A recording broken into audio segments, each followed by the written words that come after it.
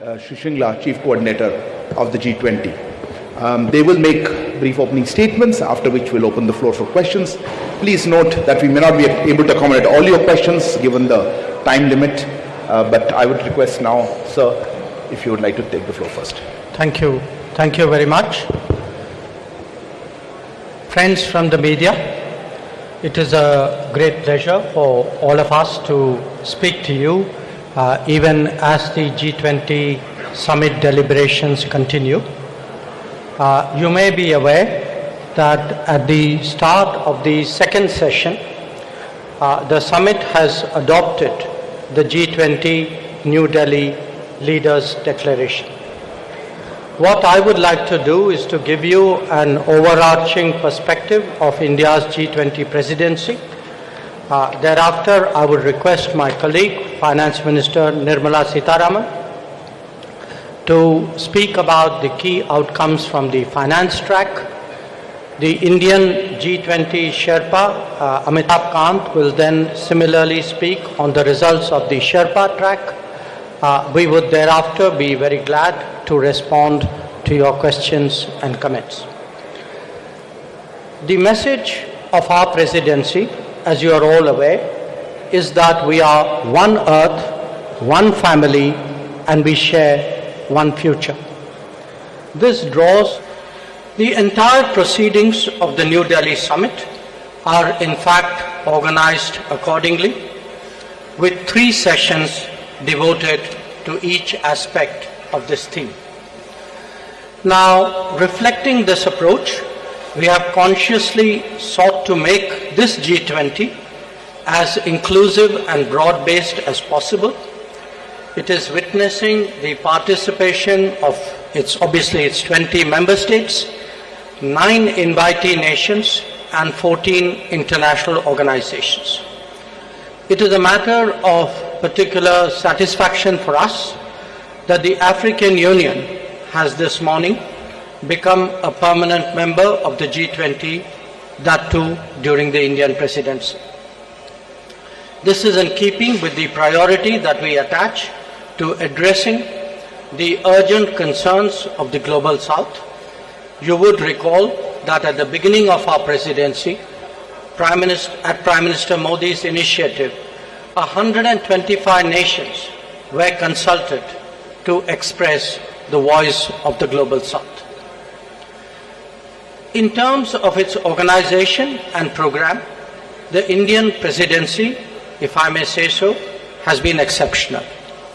Events have been spread across 60 cities, which are truly across the length and breadth of India. There has been a popular participation and a societal involvement of an extraordinary degree. The interest in G20 proceedings have been particularly strong among our youth.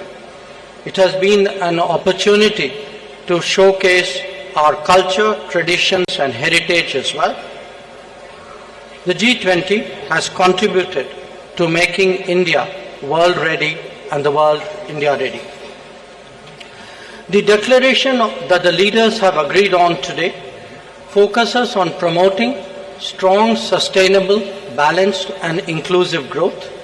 It seeks to accelerate progress on SDGs and has come up with an action plan accordingly. It envisages a green development pact for a sustainable future. It endorses high-level principles on lifestyle for sustainable development, voluntary principles on hydrogen, the Chennai Principles for a Sustainable and Resilient Blue Economy, and the Deccan Principles on food security and nutrition, among others. The transformative and inclusive role of technology has been highlighted with a focus on digital public infrastructure. The Indian presidency's proposal of a One Future Alliance has also been noted. The G20 has reaffirmed the fundamental importance of gender equality and committed to halve the digital gender gap by 2030.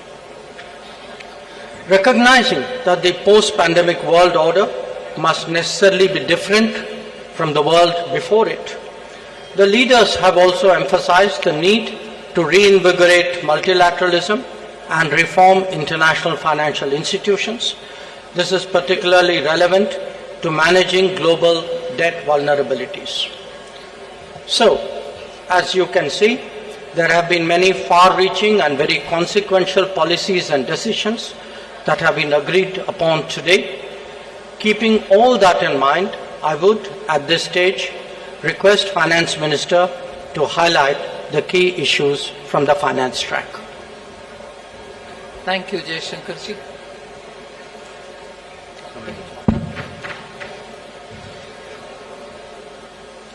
As was said by the External Affairs Minister, under the guidance of Honorable Prime Minister, India's G20 presidency has worked for the theme One Earth, One Family, One Future. So today we are in a position to adopt, through the finance track, people-centric, action-oriented and far-sighted approach, and as a result of which several outcomes of the finance track will certainly reflect these objectives with which we started the negotiations. It has been very clear in our mind that we should ensure that no one is left behind in our pursuit of global solutions. So we have endeavored to support countries, especially those from the global south, to be an integral part of the global decision-making process. The G20, as you all know, is a very diverse group. Each country is at different milestones of economic development, and their trajectory is also very different. Path forward for all. Many action-oriented outcomes of this presidency contain comprehensive strategies that cater to the unique needs and aspirations of all developing nations. We assumed the presidency at a challenging time of geopolitical tension. The Indian presidency has worked to ensure that these divergences don't overshadow the core developmental outcomes or concerns of the global community that demand collaborative solutions. So today, as I look back at the 10 months of Indian presidency, I am left with gratitude and satisfaction. I can confidently state that the Indian G20 presidency has walked the talk. Now, let me share with you just some of the key achievements of the Indian presidency, the finance track. First one is the outcomes which are focused on strengthening the MDBs to address shared global challenges of the 21st century. So under this strengthening MDBs, there are 4 key highlights that I'd like to bring to your notice. The first one is agreement on the need for a better, bigger, and more effective MDBs. It is so necessary to have better, bigger, and more effective MDBs because the developmental demands from all across the globe is so high, these institutions will have to be better and bigger. This is also going to contribute to enhancing representation and voice of developing countries in the decision making. The second under the MDBs, strengthening of MDBs, is the G20 Independent Expert Group on strengthening MDBs, and this was established and it has submitted its volume 1. The first report, their report consists of 2 volumes. The first volume has already been submitted. The report recommends a triple agenda that dovetails with the call for the bigger, better, and more effective MDBs. The third point in strengthening MDBs is the agreement to collectively work towards boosting World Bank's financing capacity. Here the options will be explored that will deliver a powerful boost to the IBRD headroom to support low-income and middle-income countries. And the fourth, endorsement for the G20 roadmap for implementation of the recommendations of an independent panel on capital adequacy framework of the MDBs. So the CAF recommendations are focused on enabling MDBs to use their existing resources effectively. The roadmap estimates, this is going to be of interest for the media, the roadmap estimates that implementation of the CAF and the measures thereby will potentially yield additional lending headroom of approximately $200 billion over the next decade. So through these achievements, India has harnessed the opportunity provided by the G20 presidency to effectively articulate and embed the priorities of the global south in the larger global conversation on the MDB reforms. I move to the second, laying the building blocks for a globally coordinated and comprehensive policy and regulatory framework for crypto assets. The global push for clearer policies on crypto assets has gained momentum under the Indian presidency, and a global consensus is emerging on the same. The presidency will support the IMF and the FSB, and FSB is also setting the contours of the regulatory framework for a globally coordinated approach to crypto assets. So the presidency, with the support of IMF and the FSB, is setting these contours. The IMF and FSB synthesis paper, about which I've spoken to the media earlier, including a roadmap. On that, I just want to give my observation. This synthesis paper delves into how the policy and regulatory frameworks developed by the IMF and the FSB, alongside the other standard-setting bodies, will fit together and interact with each other. This paper is now available in the public domain for all of you all to see. The third one, which I'd like to draw your attention to, is the financial inclusion and productivity gains through digital public infrastructure. India, as you all are aware, through the India Stack, became the first country to develop all three foundational DPIs: the digital identity, the real-time fast payment, and a platform to safely share personal data without compromising privacy. So embedded this concept in the G20 financial inclusion agenda by formulating G20 policy recommendations for advancing financial inclusion and productivity gains through digital public infrastructure. This set of recommendations cover 5 aspects: use of DPIs and accelerating financial inclusion, fostering well-designed DPIs, regulatory and supervisory aspects of DPI, institutional and governance arrangements by DPI, and ensuring customer protection.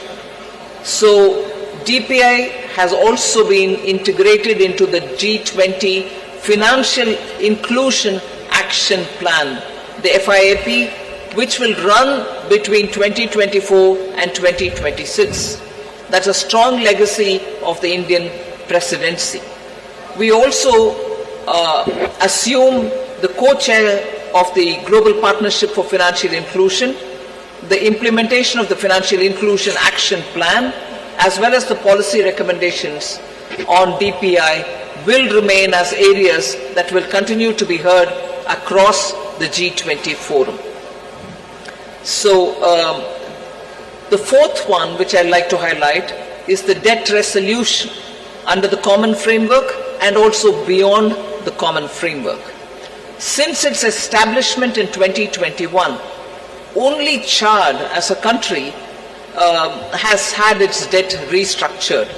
The others have been waiting. So since India took over the G20 presidency, good progress has been made in the ongoing country cases under the common framework of debt treatment, and the 3 countries in that are Zambia, Ghana, and Ethiopia. We've also succeeded in using the G20 platform to also put in place a coordinated mechanism to address the debt situation of Sri Lanka, which is outside of the common framework. So G20 will continue discussing the policy-related issues linked to the implementation of the common framework and make periodically such appropriate recommendations.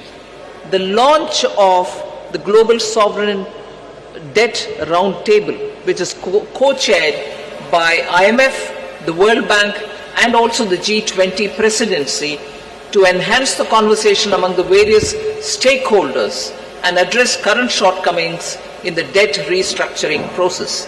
That has now become an institution which is actually acting as a catalytic agent in getting resolutions done faster.